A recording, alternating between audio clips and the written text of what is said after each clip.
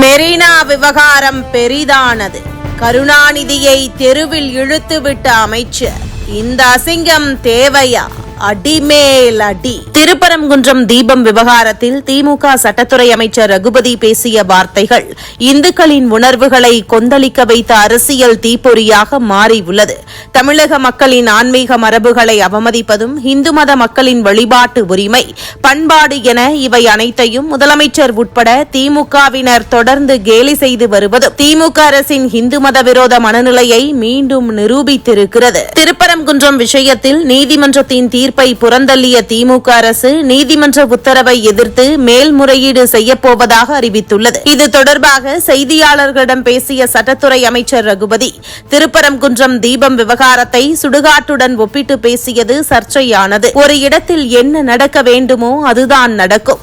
சுடுகாடு இருந்தால் அங்கேதான் பிணங்களை எரிப்பார்கள் என்ற அமைச்சரின் பேச்சு திமுக அரசின் மனநிலையை அம்பலப்படுத்தி விட்டதாக சமூக ஊடகங்களிலும் பொதுவெளிகளிலும் கடும் விமர்சனங்களை உருவாக்கியுள்ளது. இது ஒரு தவறான உவமை அல்ல. ஆன்மீகத்தை அசிங்கப்படுத்தும் அரசியல் அகந்தை என்பதே மக்களின் ஒரே கருத்தாக வெளிப்படுகிறது. இதன் தொடர்ச்சியாக தமிழகம் எங்கும் ஒரு கேள்வி அதிரடியாக எழுந்துள்ளது. அப்படியெனில் மெரினா என்ன சுடுகாடா? முன்னாள் முதல்வர் கருணாநிதியை புதைக்க நீதிமன்ற அனுமதி, சட்ட விதிகள், மரபுகள் எல்லாம் தேவையென வாதிடும் திமுக அரசு தங்கள் தலைவருக்காக மட்டும் மரபுகளை மாற்றியது இல்லைதானா?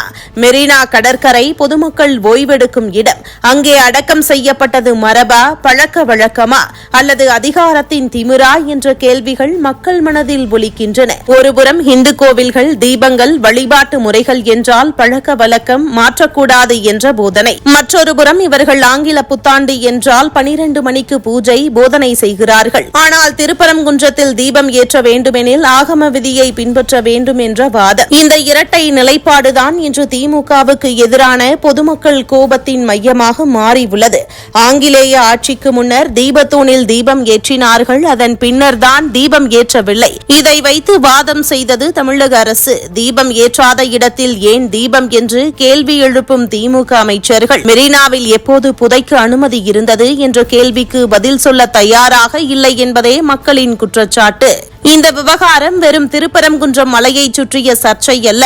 இது இந்து மக்களின் நம்பிக்கைகளுக்கு எதிரான திமுக அரசின் தொடர்ச்சியான அணுகுமுறையின் பிரதிபலிப்பு என பார்க்கப்படுகிறது. நீதிமன்றம் தீர்ப்பை ஏற்க மறுப்பதும், மேல்முறையீடு என்ற பெயரில் தீர்ப்பை அவமதிப்பதும், அமைச்சர்களின் நாவடக்கமற்ற பேச்சுக்களும் மக்களிடையே இந்த அரசு நமக்கானது அல்ல என்ற உணர்வை வலுப்படுத்தியுள்ளது. இன்று தமிழகத்தில் உருவாகி வரும் இந்த மனநிலை தெளிவானது. ஆன்மீகம் அரசியல் விளையாட்டு பொருளல்ல என்ற கோபக்குரல் திமுகவுக்கு எதிரான தேர்தல் கோஷமாக மாறும் அறிகுறிகள் தென்படுகின்றன. அரசு அதிகாரத்தில் இருக்கலாம், ஆனால் மக்களின் நம்பிக்கையை அவமதிக்கும் ஆட்சி இறுதியில் மக்களிடமே தீர்ப்பு வாங்கும். அந்த தீர்ப்பு தேர்தல் நாளில் வெளிப்படும் என்பதே இன்று தமிழகத்தின் பொதுவான மனநிலை.